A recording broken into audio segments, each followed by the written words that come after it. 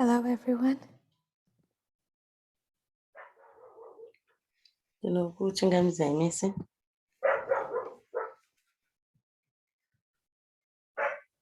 I'll just give a moment for a technical issue.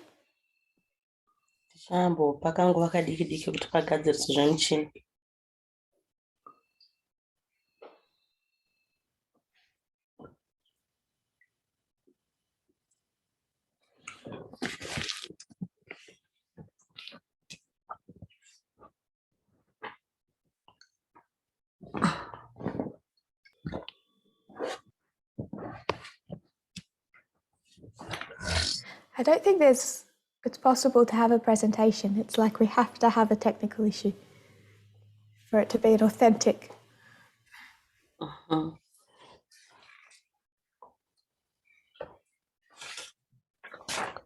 Good.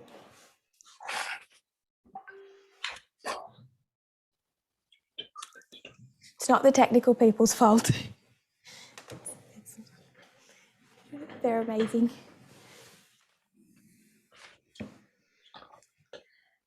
We're right to begin. If you kneel with me, we'll pray.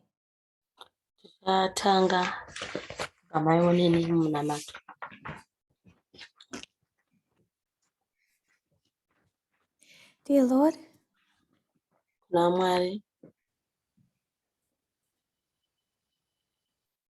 we want to know you better. That's always been the goal. Satan began his work by misrepresenting your character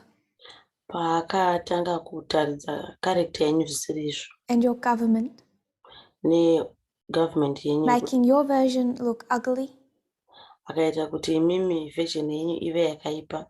and violent and his own beautiful. He's only gotten better at selling that. I pray that you will help us to identify the difference and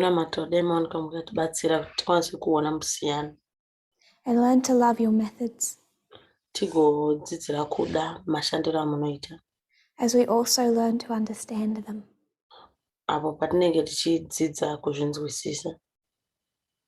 Pray for that eye salve.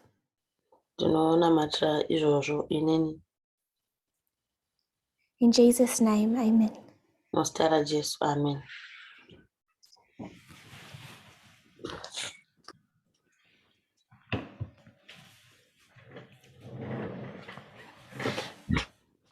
At the beginning of yesterday,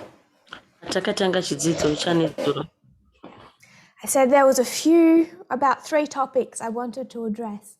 It's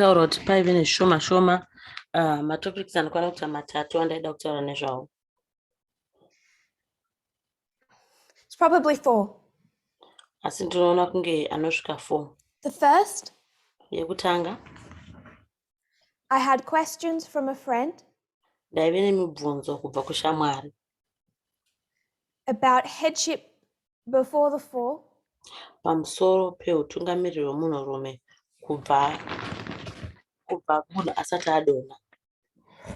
the relationship between Adam and Eve before the fall,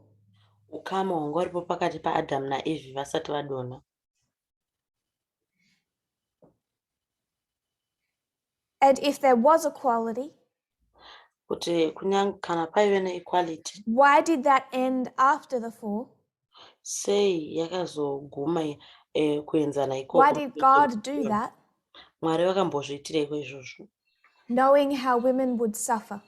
And my friend is one who has suffered. And I thought that she deserved as best an answer as I could give.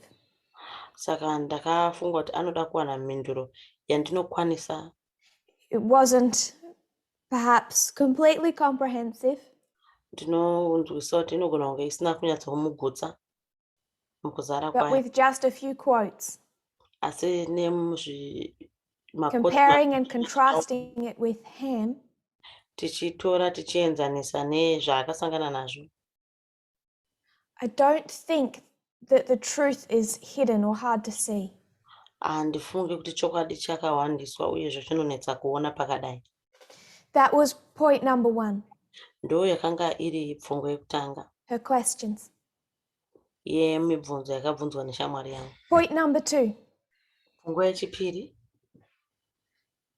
The general dissatisfaction in many kuti vazhinji havasi kunyatsokugutsikana, that love seems to be missing from our message and behavior.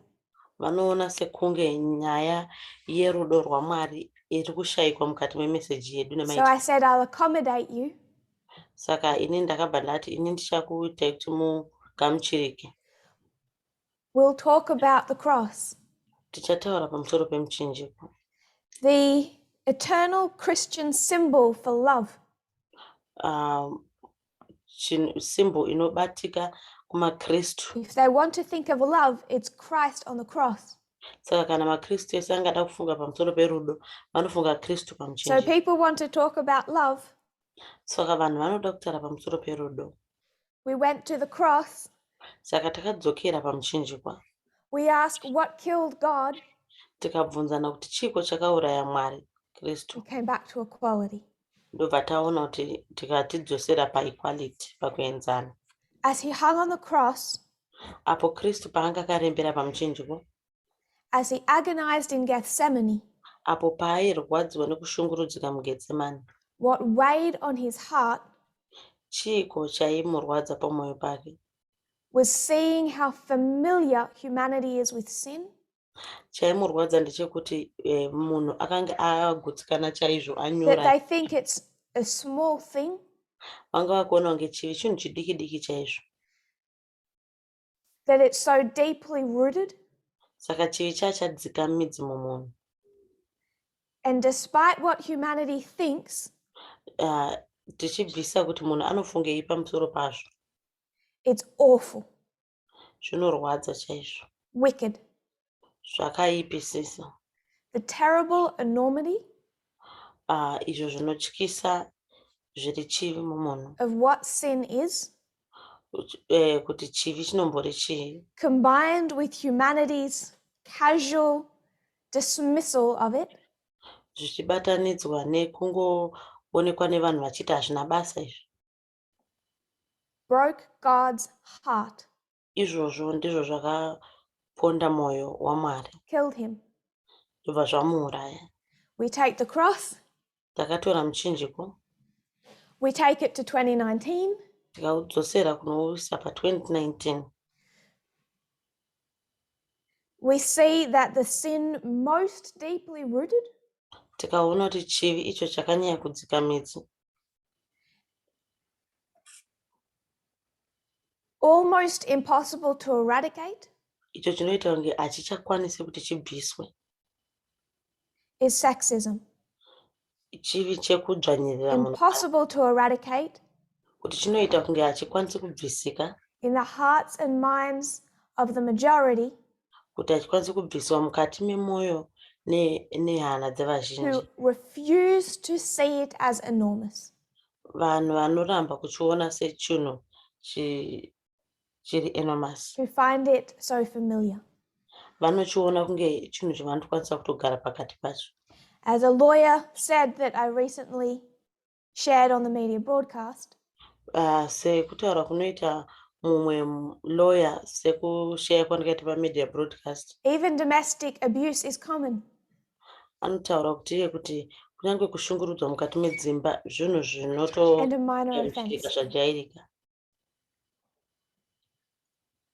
He voiced the mindset of many, including many inside this movement. Anotaura izvo zvinofungwa nekutaurwa nevazhinji, kunyanya vamwe vari mukati meboka renu. So we can speak about the love of Christ Saka tinokwanisa kutaura pamusoro perudo rwaKristu and his sacrifice for us, but we kuzvipira already kwakaita. do. Every time we bring equality before the movement, Saka zvinogara tichizviita pese pese patinounza nyaya dzekuinzana movement muno. highlight their familiarity, vanobva vataridza familiarity yedu in contrast with the guilt of sin. tobva tazviisa padivi nepadivi neguilt yechivi. We can't speak of loving Jesus Haukwanisi kutaura pamusoro pekuda Jesu if cherishing what killed him. iwe uchinakirwa nekuda izvo zvakamuuraya. That was our second point of 4.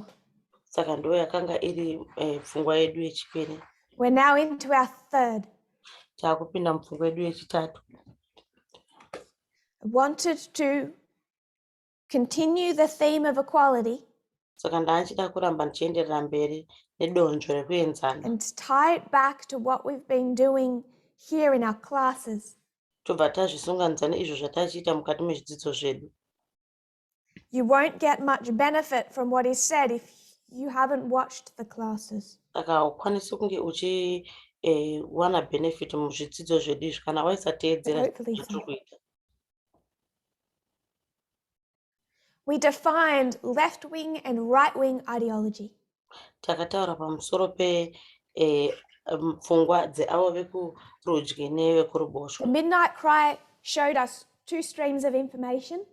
Midnight Cry yakatipa pfungwa yenzizi mbiri dzeinformation. CNN, Fox. Dzakatipa masymbols eCNN neFox. Clinton, Trump. Clinton na Trump. But they're all symbols for 2 ideologies. Saka zvese zvinhu zviviri zvinomirira pfungwa mbiri dzakasiyana. Left-wing ideology, right-wing ideology. Tine vekurudyi nevekuruboshwe. So we need to understand what is the beating heart of left-wing and right-wing ideologies. Saka tofanira kubata kuti ndechipi chakabata pfungwa dzevanhu vane mafungiro ekurudyi neekuruboshwe. We demonstrated that the left-wing ethos Saka takataridza kuti pfungwa huru inosimudzirwa nevekuruboshwe is equality. inyaya dzekuenzana. They value freedom, Vanokurudzira kuti but when freedom and equality collide, kuti vanhu vaone kusungunuka, asi kana zvasangana kusungunuka nekuenzana, equality is prioritized. vanonyanya kusimudzira kuenzana. The right wing has the opposite. Asi vekurudyi vanoita zvinopisikisana neavo. They can say they value equality. Vanogona kutaura kuti haisi tinobvuma kuti vanhu vakaenzana. Some of them do, some of them don't. Vamwe vachona vanozvitenda, vamwe havazvitendi. But when those two collide, asi kana izvi zvinhu zviviri zvikasvika pazvinosangana, freedom is their priority, not equality. Vanonyanya kusimudzira nhau dzekuva nesungunuko kwete kuenzana. Now in this right-wing camp, Saka kana tiri kusaidi iri rekurudyi, you have some variety. I want to give one brief illustration. saka ndoda kuti ndipe muenzaniso mumwe chete. I'm not writing his name on the board Handisi kuzonyora zita rake paboard because you all know him. nokuti mese munomuziva. Expect. Kyle Rittenhouse.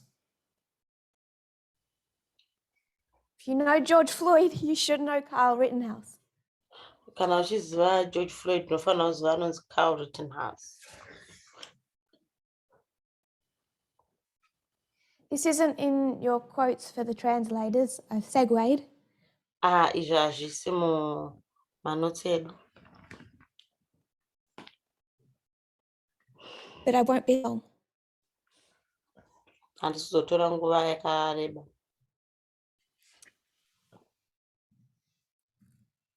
So right-wing prioritizes freedom over equality. Saka vekurudyi vanonyanya kusimudzira nyaya dzekusungunuka kudarika nhau dzekuenzana. You'll have different people in this camp.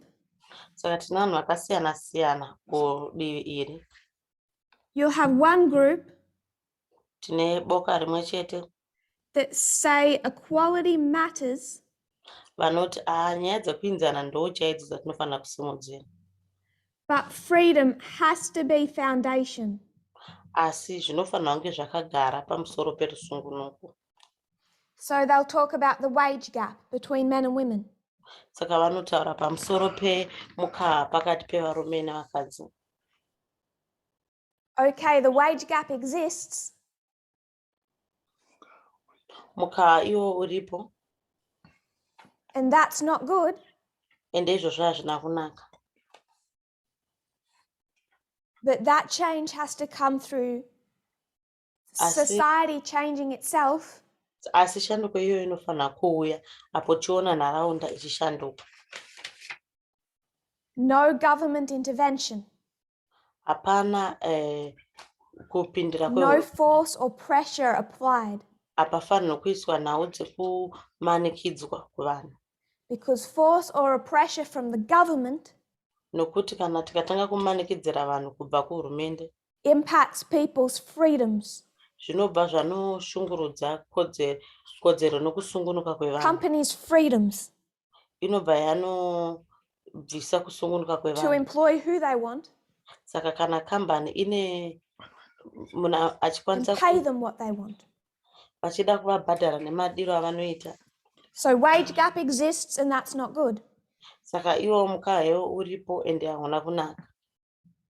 But then you'll have another group Uyezve tine rimwe boka revanhu that says that there is no wage gap. Kuti hapana mukaka pakati pevarume nevakadzi. That inequality is a myth. Vanobva vati kusaenzana chinhu chisingararami manyepo. And feminists are just part of a left-wing agenda. Vobva vati vanhu vanosimudzira kodzero dzemadzimai vanongori vanhu vari kuchidimbu to suppress and hurt men. Kuti vadzvanyirire vanhu vechirume. And you'll have a third group Tobva taita boka rechitatu that'll say the wage gap does exist. Vobva vati mukaka uripo unotorarama pakati pevarume nevakadzi. And it should. Ende unofanira kunge utoripo mukaka iwoyo. Because they believe in no equality. Nokuti havatendi kuti pane kuenzana. Because women should know their place. Nokuti vakadzi vanofanira kuziva nzvimbo yavo. So the right wing Saka vekurudyi at its core ethos kana vachisimudzira izvo zvavanotenda is just the prioritization of freedoms over equality. Saka vanonyanya kusimudzira nhau dzerusungunuko kudarika kuenzana. Number one. Chinhu chekutanga. But it becomes a safe place for number two and number three. Saka zvinobva zvaita nzvimbo yakanaka yenumber 2 nenumber 3. And this is why you have someone like Enrique Tarrio. Saka ndosaka uchiita munhu akafanana naEnrique Tarrio. Not white. Kwete ani. One of the leaders of the Proud Boys. Omwe mutungamiriri wevanozviti maProud Boys. Say he's not racist. Anoti haasi munhu anosarira And he'll be angry. Asi kana atsamwa. That the Proud Boys are seen as having white supremacy links.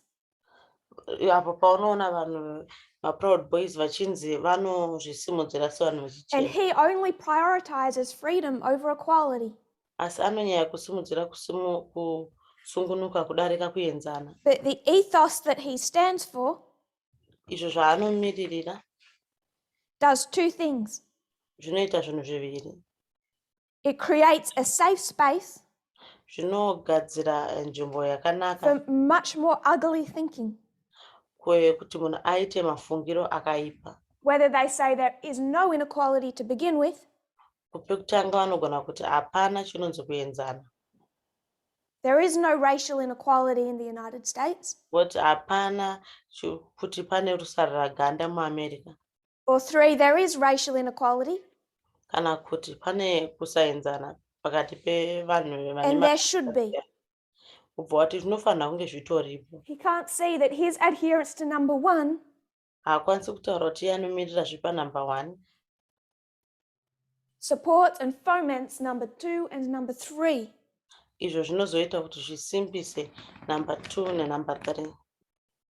And when the media looks at them, Kana vanhu vevatori venhau vakatarisa apa, they almost always talk about number 3. vanonyanya kutaura pamusoro penumber 3. Whether it's the freedom truckers, Vanogona kunge vari ava vanonzi mafreedom truckers. the cameras are on number 3. Vanoramba vatori venhau vanoramba vangotarisa panumber 3 chete. January 6, Takatarisa zvakaitika muna January 6, cameras are on number 3. vatori venhau vaingotaura boka renumber 3. But it's the entire package we're dealing with. Asi isi toda kunyatsotarira kuti vanonyatsokumirira chii mukuzara kwazvo. So in the Zoom forum, I'll copy a quote. Saka paforum pedu ndichaisa quotation.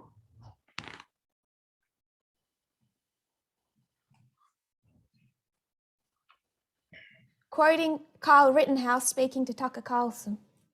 Saka ndichakota achitaura naCarter Carlson.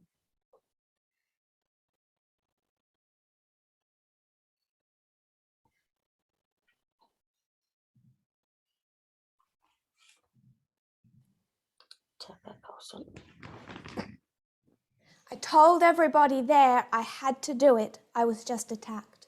I was dizzy, I was vomiting, I couldn't breathe. Ndakaudza munhu wese anga aripo kuti ndaifanira kuti ndizviite nokuti ndanda atakwa uyezve ndaipera simba uyezve ndairutsa. Next paragraph.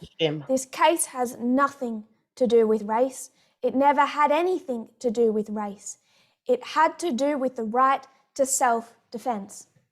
Saka nyaya iyi haine chekuita nenhau dzeganda remunhu, haina kumbenge yaita nenhau dzeganda remunhu, asi kuti rine chekuita nekodzero yangu yekuti ndizvichengetedze nekuzvidzivirira.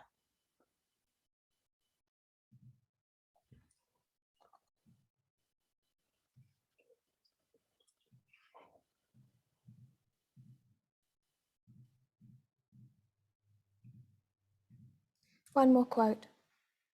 Chaverenga imwe quote zvekare. I'm not a racist person. Handisi munhu anosarura ganda. They're saying he's number 3 and he's saying I'm not number 3. Iye ari kunzi ari panumber 3 apa asi anoti kwete handisi ipapo. I support the Black Lives Matter movement. Ndinosapota boka reBlack Lives Matter. I support peacefully demonstrating. Ini ndinotokurudzira avo vanhu vanoratidzira zvine runyararo. People have the right to peacefully demonstrate. Saka nokudaro vanhu vane kodzero yekuratidzira zvine runyararo. Of course they do. That's a principle of freedom. Ichokwadi vanofanira kudaro nokuti ndomwe hwaro kutaridza kuti vanhu vakasungunwa. He has a right to go there with a gun and shoot people in self-defense. Saka ari kuti ane kodzero iye yekuti afambe nepfuti yake opfura vanhu kana iye achizama kuzvichengetedza. Because he has the freedom to own a weapon, a gun. Nokuti ane kusununguka kwokuti anokwanisa kuwana pfuti yake yekuti afambe nayo. We need to get closer to the heart of right-wing thinking. Saka tinofanira kuswedera zvakanyanya mafungiro evanhu vekurudyi. And media calling everything white supremacy. Kana ukatarisa vatori venharo zvinongotaura pamusoro pevanhu vechichena kuti I'll say it again, they're not the proud white people. Saka ndichazvitaura zvekare kuti havasiwo vanhu vanozvikudza vanhu vechichena. They feel victimized by particularly another movement. Saka vanonzwa vachishungurudzika nekusimuka kunoita rimwe boka. But what they do feel Asi chavanonyatsonzwa is that they are the victims. Vanonzwa kuti ivo ndo vari kushungurudziwa. I feel like my life has been extremely defamed. Saka anoti ndakanyatsonzwa kuti upenyu hwangu hwabviswa. He's now supposedly attempting to sue President Biden, among others. Saka ari kuzama chaizvo kuti asungise President Biden nevamwe. So I said this does two things. Saka tati izvi zvinoita zvinhu zviviri. It's a safe place Inogadzira nzvimbo yakanaka for what's ugly. yekusimudzira zvinhu zvakaipa. And the other point Imwe pfungwa is the perpetrators kuti avo vanenge vachikonzeresa see themselves as the victims. vanozviona seivo vari kushungurudzwa. And that is the core issue with the right wing. Saka iyi ndo nyaya kune avo vanhu vano kurudyi. Russia is the victim. Russia inoonekwa seiyo iri kushungurudzwa. Vladimir Putin has been cancelled. Vladimir Putin anobviswa. And Carl Rittenhouse has been defamed. Tobva taona Carl Rittenhouse achibviswa umunhu wake. And they're all fighting for freedom. Vese vakadai vari kurwira kodzero dzavo dzekuti vanoda rusungunuko. But not equality. Asi havadi kuenzana.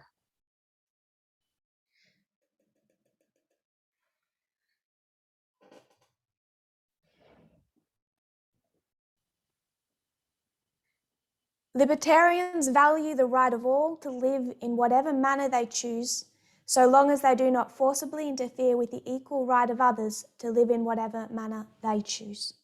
Ma-libertarians anosimudzira donzvo rekuti munhu anongorarama nenzira ipi yaanoda, chero zvazvo asiri kunokanganisa mararamiro ari kuita umwe munhu anorarama sezvaanoda. It is the purest form of right-wing thinking. Iyi ndo nzira chaiyo chaiyo yemafungiro anoita vanhu vekurudyi. As long as I am not harming another person. Vanoti chero ndisiri kukanganisira umwe munhu ari pedyo. But what is harm?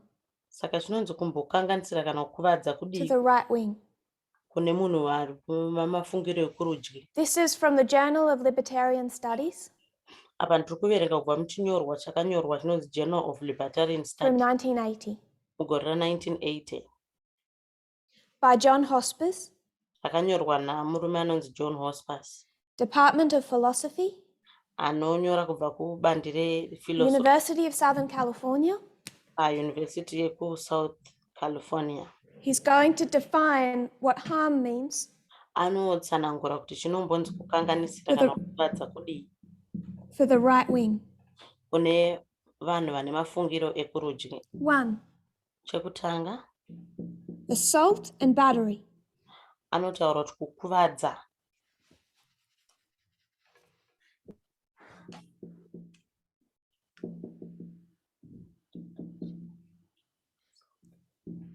So to physically cause harm, physically cause violent harm to another person directly. Kana ukakuvadza munhu mwiri wake ndo zvaanoti ndo inonzi harm. Damage or theft of property. Anoti kuba kana kukuvadza. So to go into your home and either break all of your things or take all of your things. Saka anoti kana munhu akaika kutorera zvinhu zvako zvese midziyo yako kana kuikuvadza. Violation of contract. Kana kuti kuvhuna. So if we have a contract and I decide to break that. Saka kana isusu tine sungano kana ini ndikaputsa sungano iyoyo ndo yaanoti. So this is how the right wing defines harm. Saka apa ndo kutsanangura kunoita vanhu veku right wing kuti kukuvadza kuita sei. Now if I have a business. Saka kana inini ndine business nangu. And I'm selling cakes. Ndine business rangu rinotengesa makeke. And I decide not to sell a cake to a gay couple. Ndikasarudza ini kuti handisi kuda kutengesera varume Do I do them harm? mekeke. Ndavaitira here, ndavakuvadza here. Handina kuvakuvadza. I'm not beating them. Handisi kuvarova ini. I'm not stealing from them. Handisi kuvabira. We don't have a contract. Hatina sungano yataita. For the government to try and step into people's private matters. Saka hurumende kuti ikwanise kupinda mukati mezvinhu zvevanhu zvavanozviitira vega. Beyond this definition of harm, pasina izvi zvakanganiswa violates this man's freedom hapana, vanenge to sell cakes to whoever he wants to sell cakes to. Nokuti ane freedom yake yekuti atengesere makeke ake kuna ani nani waanoda. So there is no room for harm done through inequality. Saka hapana mukana wekuti panokwanisa kukwadzwa munhu asi iye achiita hake kusaenzana. There is no room for private action. Saka hapana mukana wekuti munhu anokwanisa kuita chinhu ari yega pake ega. That is political. Zvinofambirana nematongerwo enyika.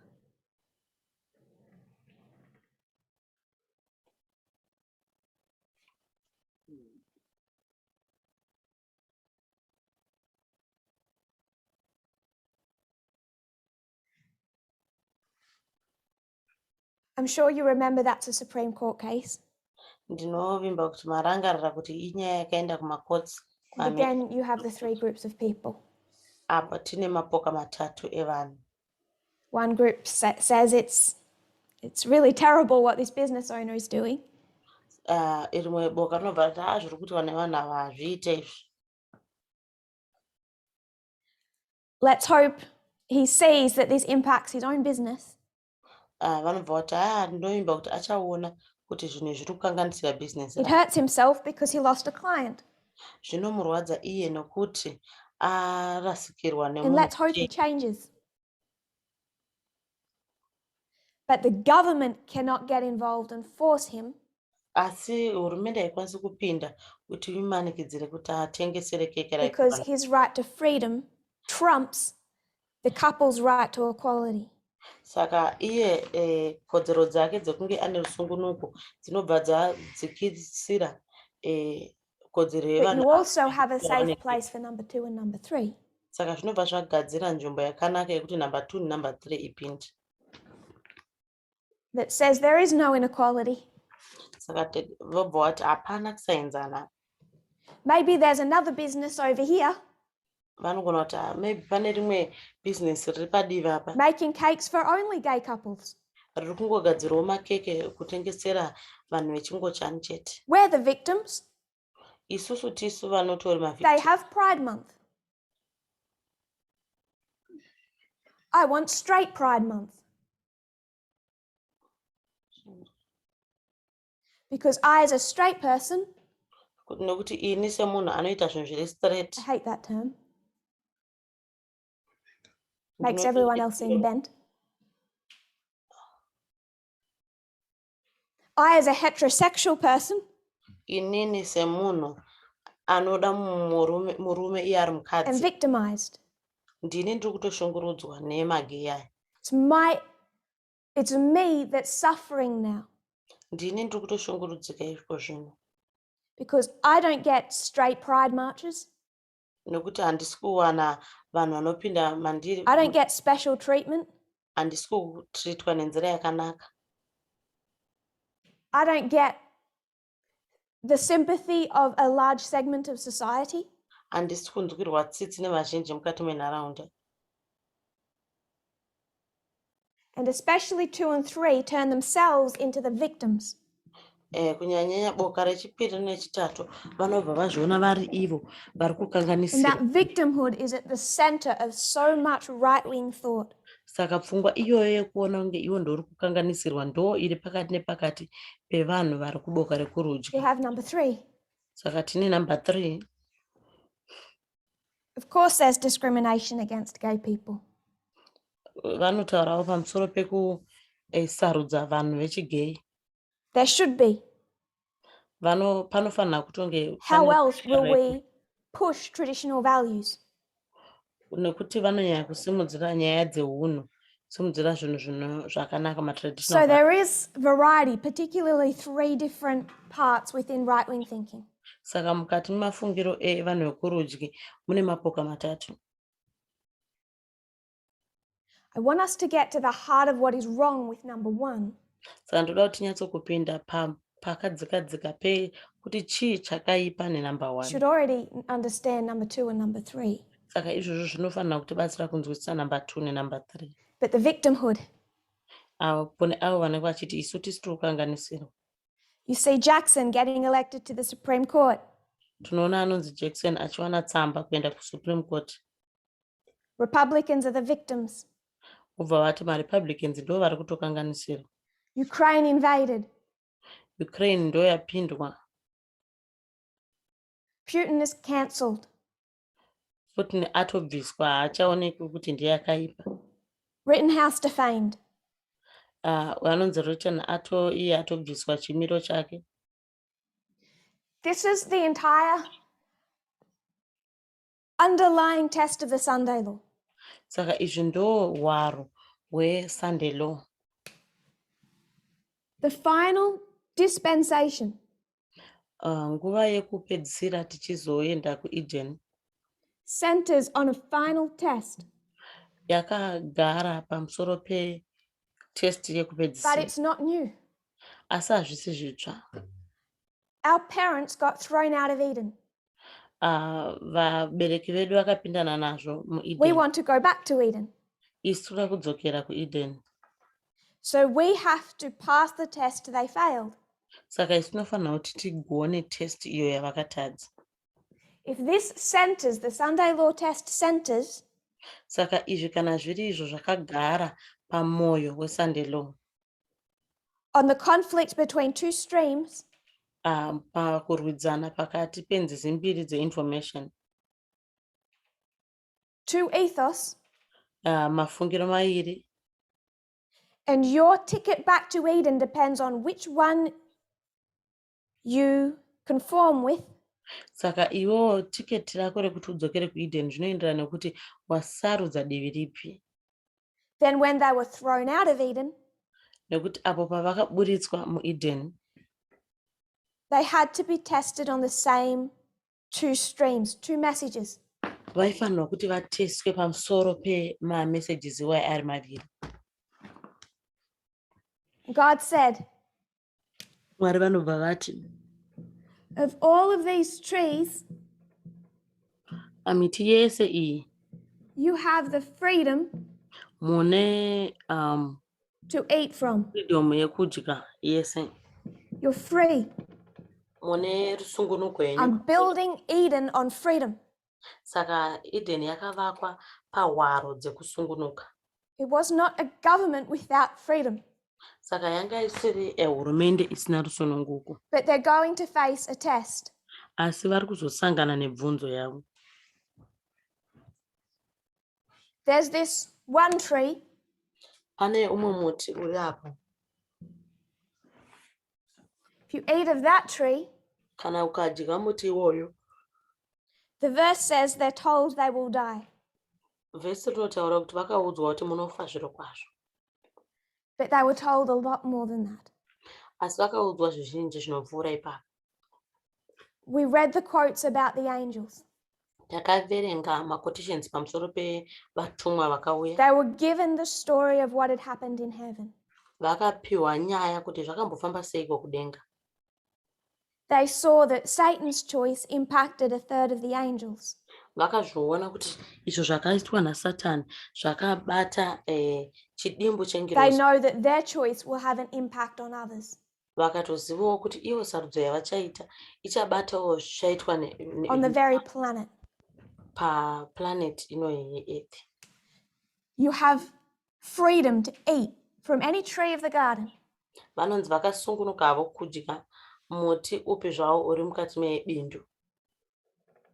But Asi if you choose you want the freedom to eat from this one, asi kana mukasarudza kuti muda kudya kubva mumuti uyu, it will bring harm. zvichaunza kuipa. Not harm of 1, 2, or 3. Kwete kuipa kwataona uku kwema right wing. Not assault or battery. Kwete kukuvadza kana kurova. Adam and Eve didn't start hitting one another. Adam aisatenda mukurovana. It's not damage or theft. Haisi nyaya yekukuvadza kana kubirana. or violation of contract. kana kuti They kubreka have free will. vaive nesimba ravo rekusarudza. God says, I've given you the physical ability to choose this.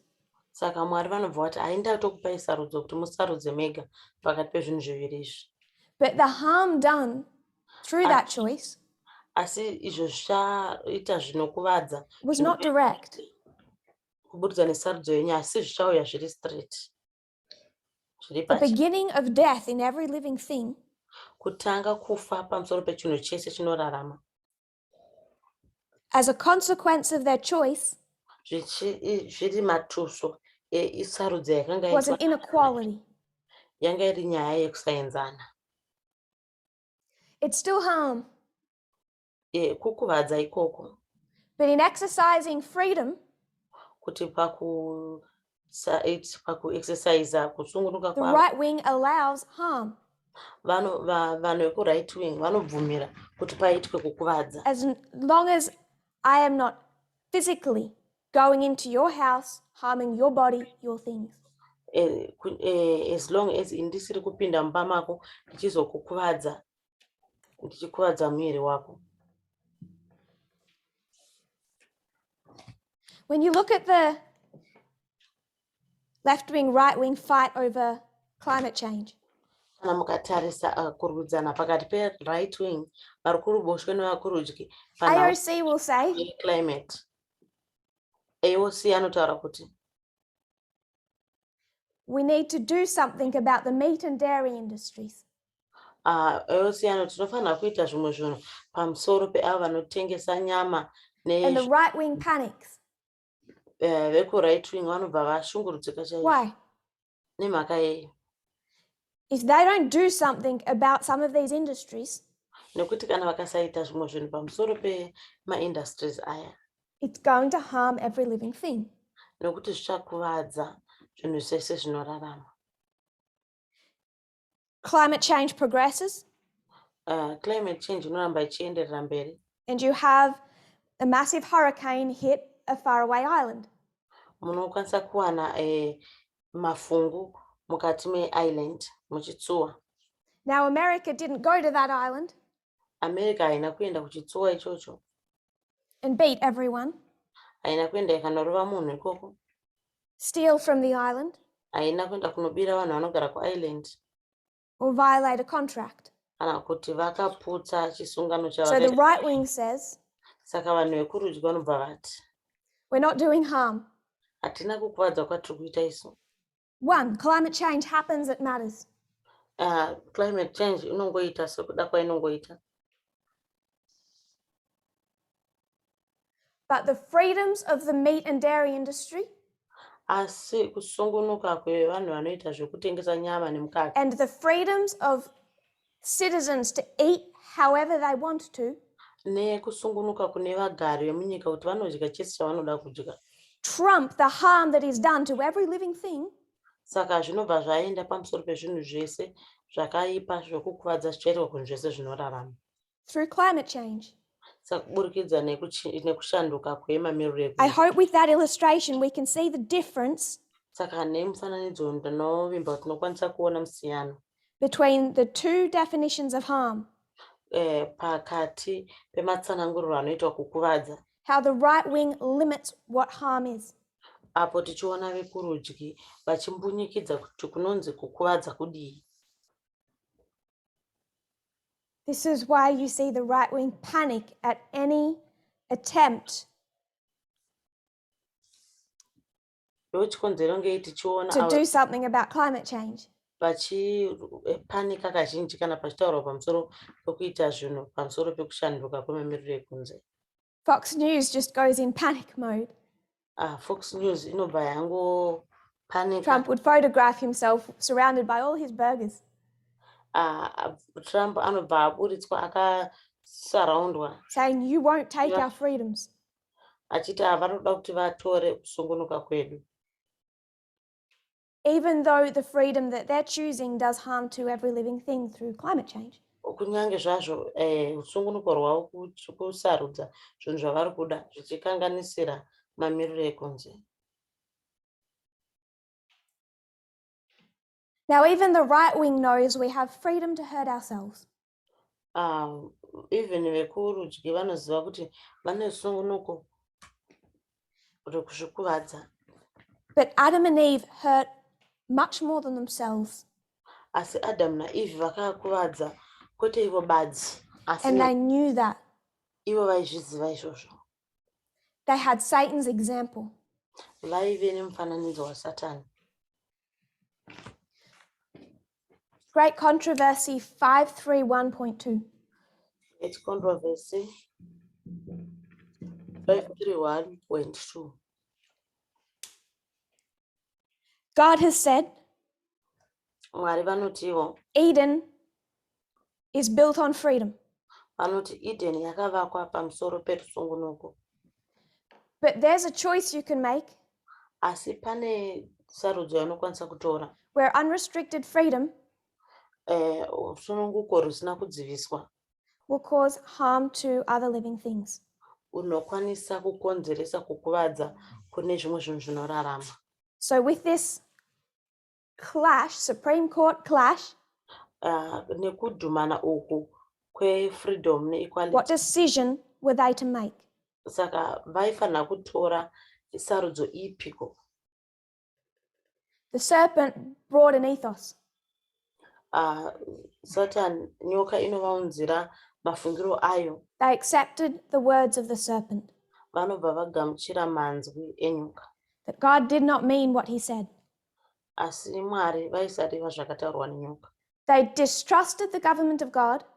Havana kukwanisa kutenda hurumende yaMwari. And, quote, imagined that he was restricting their liberty. Saka ndichaverenga kuti aifungidzira kuti Mwari vari kumbonyekisa. Satan brings an ethos. He says, harm won't happen. Saka anotaura kuti But even if it did, this is evil, this left wing.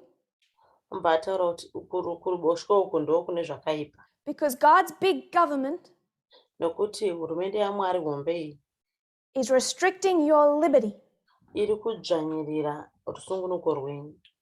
your freedom. Rusunguko rwenyu. Genesis 3, 4, and 5. Tingaverenga Genesis chapter 3 verse 4 and 5. And the serpent said unto the woman, ye shall not surely die. Nyoka yakati kumudzimai, haufi zvirokwazvo. For God knows that in the day you eat, then your eyes shall be opened, and ye shall be as gods. Nokuti Mwari anoziva kuti nezuva iro rauchaudya muchero uyu, maziso ako achasvonodzwa, uyezve uchava sevamwana Mwari, uchiziva zvakanaka Question. mubvunzo. If they're all gods, Kana vese vari vana Mwari, do they need God more or less? vanoda Mwari here kana kuti havamudi? If they choose liberty over equality, Kana vakasarudza kusungunuka pamusoro pekuenzana, do they need government more or less?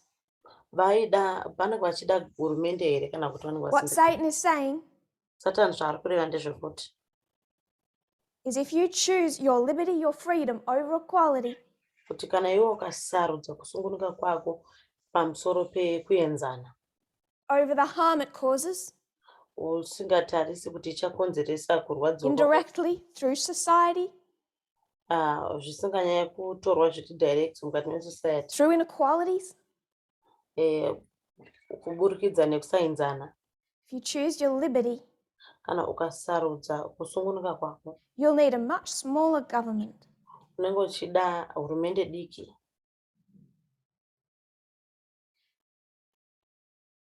The Sunday law test is the test of Eden.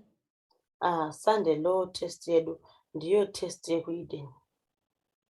This is why the entire world is getting tested. Ndicho chikonzero nei pasi rese, nyika yese The entire world is sitting the test of Eden. nyika yese yakagarira bvunzo yekuEden. And before you think that they're passing it, Usati wafunga kuti vari kuipasa here bvunzo iyi, remember liberal feminism isn't. rangarira feminism Anyone who thinks that the private is not political isn't. Munhu wese anofunga kuti izvo zvinhu zvinoitwa pari private. Cultural feminism isn't. Cultural feminism. The test of Eden is the test of the Sunday law. Test yeku-Eden ndo test ye-Sunday law.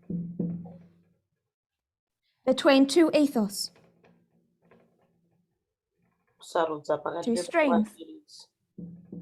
kusarudza pakati penzizi mbiri. CTR 22.4. Chaverenga ku-CTR 22.4.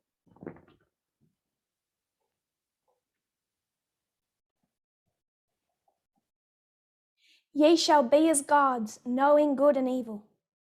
That knowledge was obtained, but what a knowledge it was. The curse of sin was the knowledge they gained. Eve coveted the thing God had forbidden. She revealed a distrust of God and his goodness, and a desire to be independent and do as she thought best. Muchava sana Mwari muchiziva zvakanaka nezvakaipa. Ruzivo irworwo rwakawanikwa, asi ruzivo rwakaita seiko rwawakawana. Vakaona chituko chechivi, ndo knowledge, ndo ruzivo rwawakawana. Eve akachiva icho Mwari chaanga arambidza, zvikataridza kuti iye akasava nekusavimba muna Mwari, uyezve nekunaka kwaMwari. Akava nechidokwaita neizvo Independent, anoda free. kutora mari ega, asina For chinomushungurudza, this business owner to do as he thinks best. achiita zvaanofunga kuti ndo zvakanaka.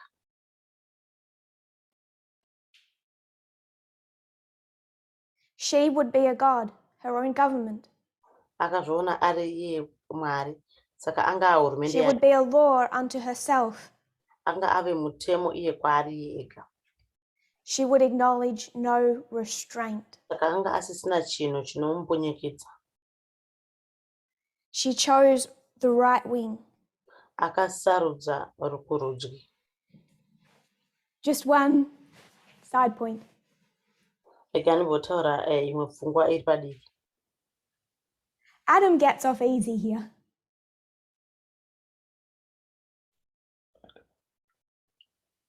Adam akasvika pazviri nyore. This is the Adventist story. Iyi ndo nyaya yemasabata. Eve tempted him. Eve ndiye akaedza He Adam. loved her so much, he followed her. Adam aida Eve zvakanyanya zvokuti That's an akamuteerera. act of love, isn't it? Kuita kwerudo kauko handiko here? Do you think that true love does that? Munofunga here kuti rudo rwechokwadi runoita izvozvo? Then he sinned. Anobva atadza iye Adam. His nature changed in moments. Chimiro chake chakabva chachinja panguva diki diki iyoyo. And then he tries to put his sin onto her and blame her. Saka Adam anobva azama kuti atore chivi chiya achise Nature of humanity. kulema iyi. Chimiro chemunhu. Do you believe that God touches us here, removes sin, Munofunga here kuti Mwari achatibata apa obva abvisa chivi tisati taenda kudenga, and changes our nature? obva ashandura chimiro chedu tisati taenda kudenga? No. Mwari haasi kuzoita izvozvo. So did Adam get touched and his nature changed? Adam akabatwa here kuti chimiro chake chishanduke? Did he go from selfless to selfish? Akabva here kuva munhu ari asingazvikudzi kuenda munhu anozvikudza kwenguva diki diki iyoyo? No. Hakuna zvakadaro. If you believed the nature of humanity here, you have to here. Saka kana iwe uchitenda kunoku kuti chimiro chemunhu chakadai, unofanira uchitenda even kubva kumashure. Adam's motive, described as love or not, Zvakaitwa naAdam kana zvingatsanangurwa zvichinzi rudo kana kuti was as selfish as his blaming her afterwards. ndo kwaive zviri selfish sekublema kwaakazoita Eve mushure mekunge He liked his life, he liked his relationship. aida upenyu hwake uyezve aida ukama hwake.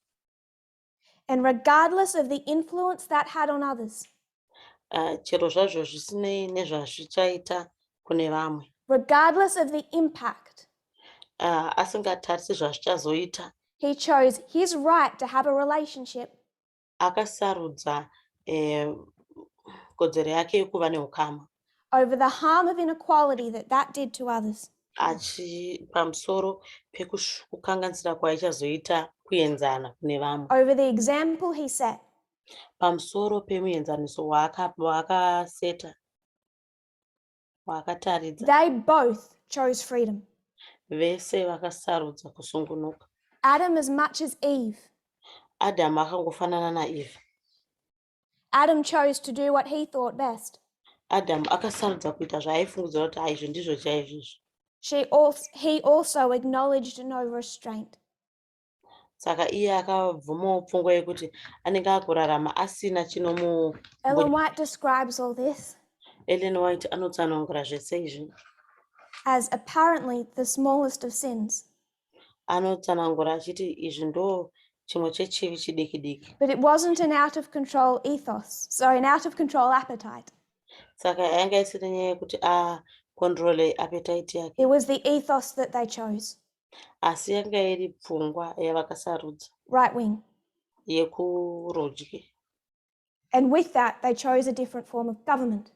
Saka nekuda kwaizvozvo vakasarudza imwe Satan. Imwe hurumende yaSatani. And if you look at the last 6,000 years, ende ukatarisa makore 6,000 years ekupedzisira, you see what happens munoona kuti chii chiri kuitika when the government of this world, Satan, kana hurumende pano panyika prioritizes people's freedom apo paari kunyaya kusimudzira over equality. Achi pamusoro pekuenza. And you have abuse, ubva waona pakushungurudzwa kwevanhu, war, hondo, everything that's come zvese zvakazouya because of the ethos they chose. Nekuda kwesarudzo yavakaita. Satan gave them liberty. Satani akavapa rusununguko. More liberty than God gave them. Akanyanya kuvapa rusungunuko rwakanyanya kudarika urwo rwakapiwa naMwari. That was the decision they made. Iyo ndiyo sarudzo yavakaita. So all of this story is happening Saka nyaya dzese idzi dzichiitika in the context of the glorious land. Dzichiitika mukati meglorious land. Could talk about Russia or China. Tinogona kutaura pamusoro peRussia kana China. They don't have freedom or equality. Apo pavari kusarudza rusunguko rwavo pamusoro unless you talk about the freedom of the state. Asi kana uri kutaurako pamusoro pekusungunuka kwenyika. But we are meant to prophetically focus on the United States, the glorious land.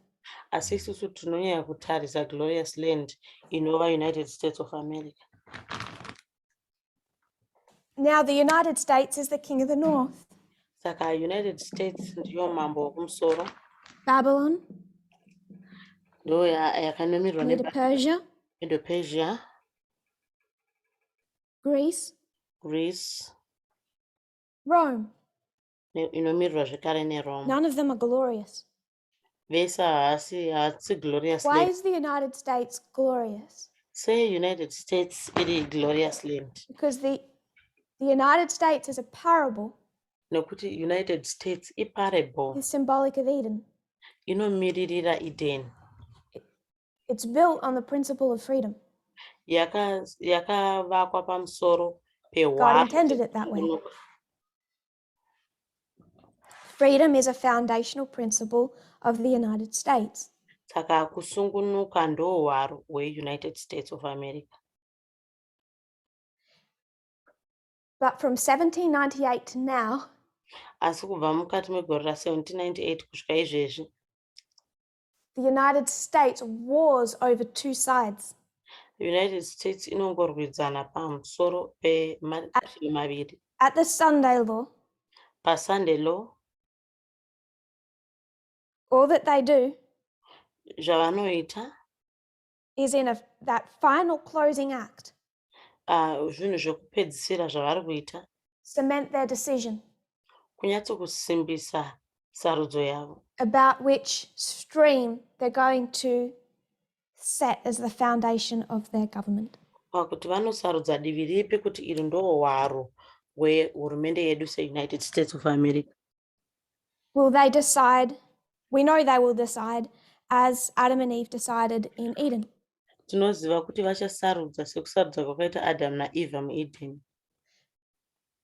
But from 1798 to now, asi kubva mugore ra1798 kusvika izvezvi, the very fact that they had that choice to make pfungwa chaiyo yekuti vane sarudzo yekuti vanofanira kutora, even with slavery, they kept choosing freedom. kunyange zvazvo munguva yeutapwa vairamba vachisarudza nyaya Then they'll make some good steps. vakatanga kuita matsimba akanaka, Then they'll choose freedom again. vanobva vasarudza zvekare kusungunuka kwavo, Back and forth, back and forth. vanenge vachikodona vachimuka vachidonha vachimuka. What they did in 2016, zvavakaita mukati megore ra2016 when Antigonus died, apo patinoona Antigonus achifa, it's pretty much at that point all hope is gone. ipapo ndo panorasika tariro yavo yese. Biden can't undo it. Biden haakwanisi They set kukashira, their course finally for this one. saka vanotivo vari kuzosarudza kusungunuka kurudivi rekuraiti.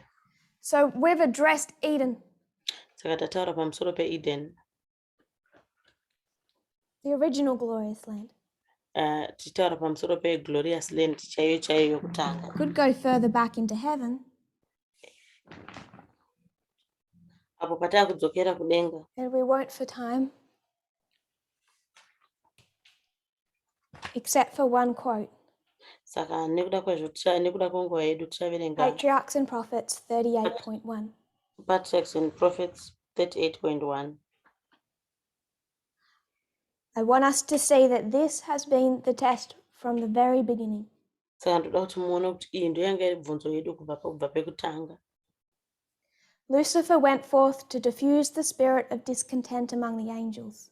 He worked with mysterious secrecy, and for a time concealed his real purpose under an appearance of reverence for God. Lucifer akaenda mberi achi spreada mweya wake wokusagutsikana kune vamwe maangels.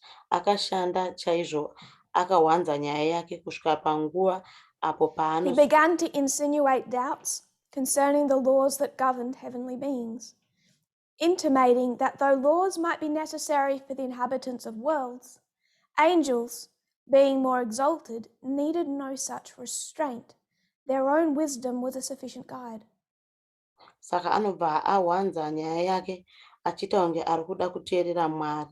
Saka anobva atanga kuisa madoubts pamusoro pegovernment nemutemo waMwari kuna vagari vese vekudenga, achitaura kuti kuburikidza nemutemo zvinenge zvakakosha kuti What is Satan insinuating? menyika maangels This government of God vaisada kuti has its thumb on your freedom. Saka zvaitaura ndezvokuti government yaMwari iri kumbonyikidza. Don't you think you're wise enough to decide for yourself? Anobva ati saka muone zvakakodzera here kuti musarudze mega pakuti musarudziro. Maybe those other people need restraint and correction. Anoti maybe vamwe vanhu vese vakasikwa vanoda kuti vawane but surely not you. Kumbunyikidzwa kwete imimi nekuti They were not beings that could bring dishonor to God. All their thoughts were holy. It was no more possible for them than for God himself to err. Saka zvasiri zvisikwa zvokuti zvaikwanisa kuunza usatendeka kuna Mwari. Mafungiro avo ese The exaltation of the Son of God as equal with the Father was represented as an injustice to Lucifer. Saka anoti kusimudzirwa kwemwana waMwari kuti aenzane naMwari kwakaonekwa sekunge kusa injustice kuna Lucifer, who it was claimed was also entitled to reverence and honor. Kuna uye Lucifer aionekwa kuti aifanira kuwana kukudzwa uyezve nekusimudzirwa. See what happens. Saka chii chinoitika? There's an equality in the government. Saka mukati megovernment yaMwari Who's the victim? pane kusaenzana. Saka runs off the victimhood of the perpetrator. Saka tikuona kuti apa uye anenge achikonzeresa ndiye ari kuonekwa sevictim. The last 3 years of this movement makore matatu ekupedzisira emovement ino are littered with mostly men akanyanya kuzara nevarume feeding off their own victimhood vachizviona vari ivo vari kukanganisirwa chaizvo because of what equality has done. nekuda kwezvaitwa nekuenzana. If this Prince of Angels could but attain to his true exalted position, great good would accrue to the entire host of heaven, for it was his object to secure freedom for all. Saka dai uyu mukuru wemaangel aikwanisa kuenda panzvimbo yake chaiyo yekusumudzirwa, zvinhu zvakanaka zvaizoitirwa vese vagari vemudenga, uyezve ndo yanga iri donzvo rake kuti akwanise kuwanira vanhu vese rusungunuko. Sunday law test? Saka takatarisa bvunzo yedu yepasunday law. Same test as Eden. Ndo yakangofanana neyakaitika muEden. When we're teaching gender equality to Abraham, kana tichidzidzisa kuenzana pamusoro pevarume nevakadzi kuna Abrahamu kudenga, in heaven, tiri kudenga, we're explaining to him the two ethos that originally fought. Saka tiri kumutsanangurira pfungwa mbiri idzo dzakatanga uyezve dzakadonha muEden. The two streams. Tiri kumutsanangurira nzizi mbiri dzeinformation. HM. Tichaverenga zvekare HM. November 1, 1893. Paragraph 25. 1893, paragraph 1. Paragraph 25. If it's 1893, kana iri gore 1893, you know it's 2019. Tinoziva kuti ndi 2019. And if it's 2019, kana iri 2019, you have to read it in the context of gender equality. Unofanira kuiverenga neziso rekuona kuenzana pakati pevarume nevakadzi. I'm going to paraphrase some because it's long. Ndichange ndichiita muchidimbu nokuti yakareba paragraph iyi. Men are not willing to see the truth and receive it because it involves a cross. Vanhu vazhinji havadi, varume vazhinji havadi kutambira chokwadi nekuti Satan will lead them the same way he led Eve. Zvinosanganisira nyaya yemuchinjikwa. Satani uchangovatungamirira sekutungamirira kwakaita Eve. Believe that God is restricting their liberty. Kuti vafunge kuti Mwari ari kumbunyikidza kusungunuka kwavo. The truth that sanctifies Chokwadi chinochenura is set aside for a more pleasing delusion. chinoiswa pasaidi kuti vanhu vatambire zvinhu zvichavaisa kumanyepo. One ethos means you carry a cross. Fungo yekutanga inoti unotakura muchinjikwa. The other side is pleasing. Rimwe divi robva rati Which side do people want? ndekupiko kunodiwa nevanhu. Edivi ripi? But it is often the case that the most precious truth appears to lie close by the side of fatal error. Kazhinji zvinowanza kuti izvo zvinenge zvine era mukati mazvo ndo kunonyanya kurerekera vanhu vazhinji. Then she lists some examples. Anobva apa mifananidzo. The rest Christ promises. Kuzorora uko kunopromiswa naKristu. Indifference. Mukusiyana. Dependence upon Christ. Zvese zvinozembera pana Kristu. Presumption. Presumption. Kuwana kusungunuka muna Kristu. By thousands is mistaken for lawlessness. Kune vazhinji vanozvitora sekushaya The liberty that liberalism offers. Kusungunuka uko kunopiwa neliberalism. Because liberal comes from the word liberty. Nekuti inzwi rekuti liberal rinobva panzwi rekuti liberty. Does not mean lawless. Hazvirevi kuti kushaya mutemo. There was liberal. Paive nekusungunuka. Originally. Kubva pakutanga. This political ideology split. Asi maonero aya akabva apatsanuka. Into liberalism. Mumapoka mairi anoti kusungunuka. And libertarianism. ne-libertarianism. Libertarianism, Chinonzi libertarianism the chief path into the far right today, ndo nzira hombe inonyanya kupinza vanhu kurudyi nhasi. began on the left Yakatanga iri kuruboshwe because liberals realized nekuti avo vakasungunuka vakaona kuti they could have liberty with law and without law. nokuti vakaona kuti vaikwanisa kuwana rusungunuko kunyange vane mutemo kana kuti vasina. The left wing chose liberty with law. Vekuruboshwe vakasarudza kusungunuka with big government, negovernment hombe with restraint. apo pavanenge vachimbunyikidzwa. Some liberals were so unhappy with that. Vamwe maliberals havana kufara nazvo izvozvo. They choose to identify not as liberals but as libertarians. Vakasarudza kuti vasaonekwe semaliberals asi semalibertarians. Freedom but lawless. Vanoti tine sungunuko rwedu asi tisina mutemo. And it very, very quickly moved from a left-wing ideology into the far right. Vakabva vakasika kutobva kuruboshwe vachitopinda kurudyi. 2019. Mugore ra2019. For those who shun the cross, kune avo vakatamba kutambira muchinjiko, you find another path running alongside. Vakabva vawana kamwe kanzira kachimhanyidzana padivi. Now in the shadow of radical feminism, Saka mukati memumvuri weradical feminism, that path as it exists in Brazil is about to split from the movement. Nzira iyo pairi kumhanya padivi neimwe yakanaka ida kutobuda movement. And with it a whole lot of people. Nevanhu vazhinji vakawanda kuBrazil ikoko.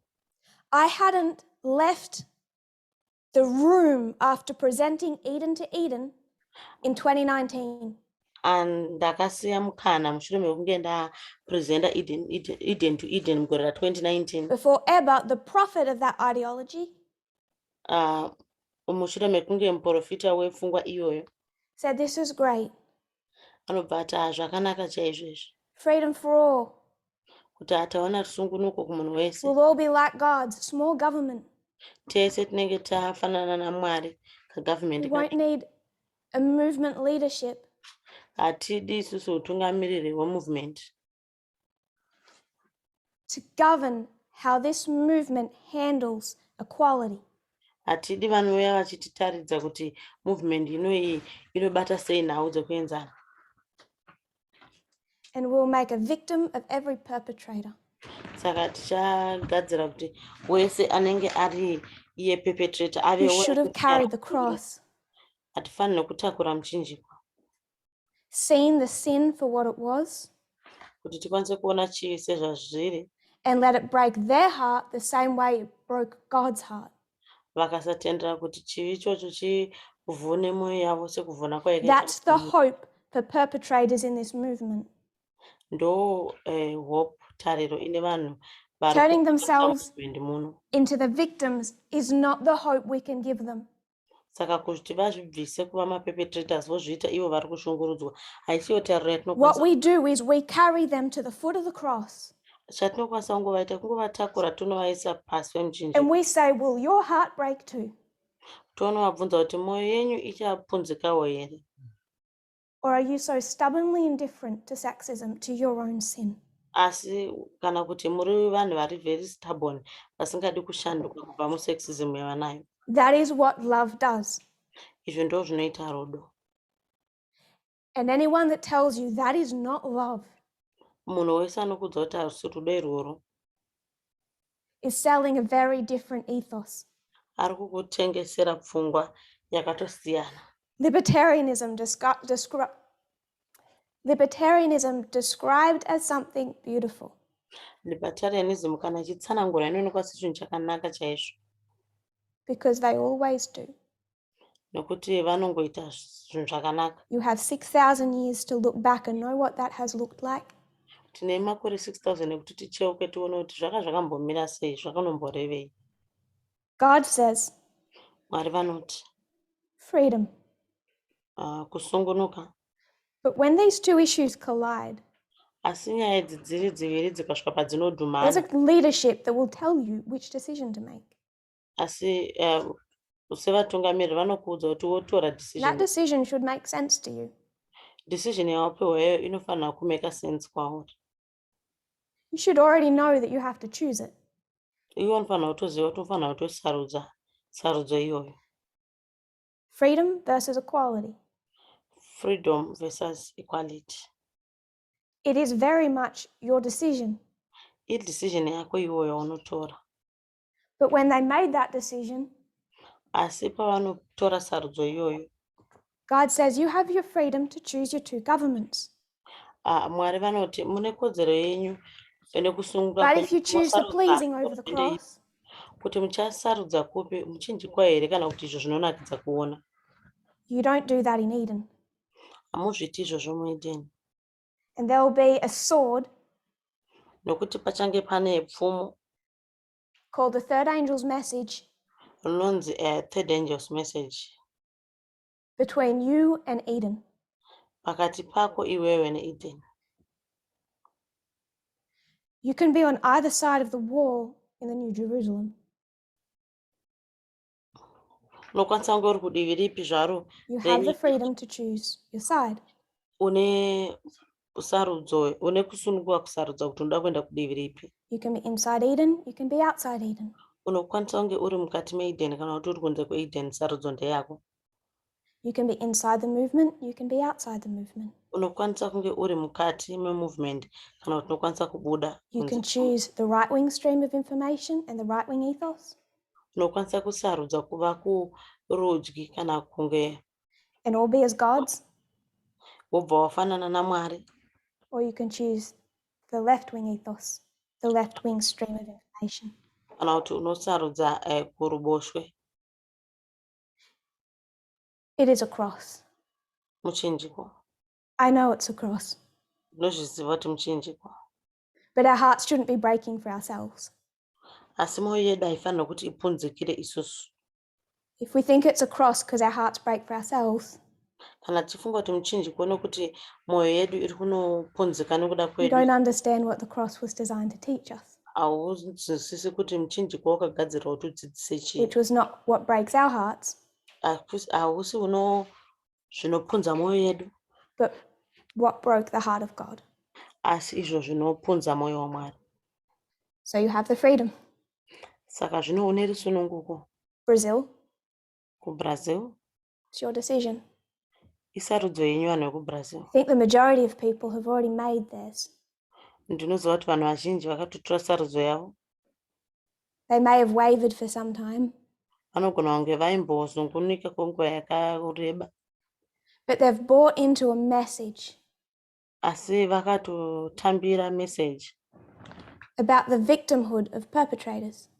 Message yekuti avo vari kukonzeresa ndo vari kuita kunge ndo vari kudzvanyirirwa. And you only have victims. Saka tinokwanisa kungowana vari kudzvanyirirwa. If someone's abusing them.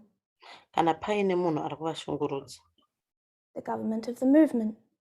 Saka vari kuona vachishungurudzwa nehurumende. Restricting liberty. Iyo iri kuvambunyikidza rusungunuko rwavo. Offering a cross. Vachivapa muchinjiko. If you kneel with me, we'll close in prayer. Kana mukapfugama neni munamato wokupedzisira.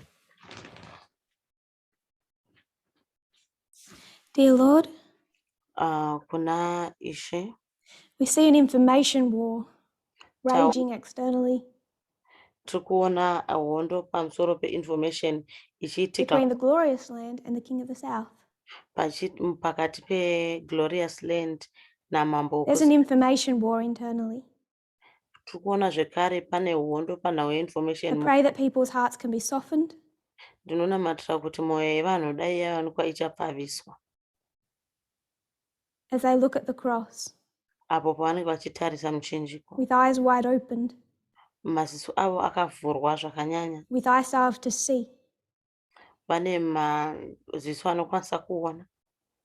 We can look back at history. Tinokwanisa kucheuka totarisa noruondo. And see how few choose it. Totarisa kuti because of how pleasing the alternatives is made to appear. nekuti makapa nzira dzakasiyana-siyana But I pray for the people of Brazil asi ndinonamatira kune vanhu vekubrazil and all across the movement nevanhu vese mukati meboka rino as they removement choose between the path of life apo pavari kusarudza pakati penzira inoendesa kuupenyu and the path that has for so long nenzira iyo kwenguva yakareba run alongside it. yaimhanyidzana padivi nenzira yekunoenda We kuupenyu. pray this in Jesus' name. Tinonamatira izvi kuburikidza nezita raJesu. Amen. Amen.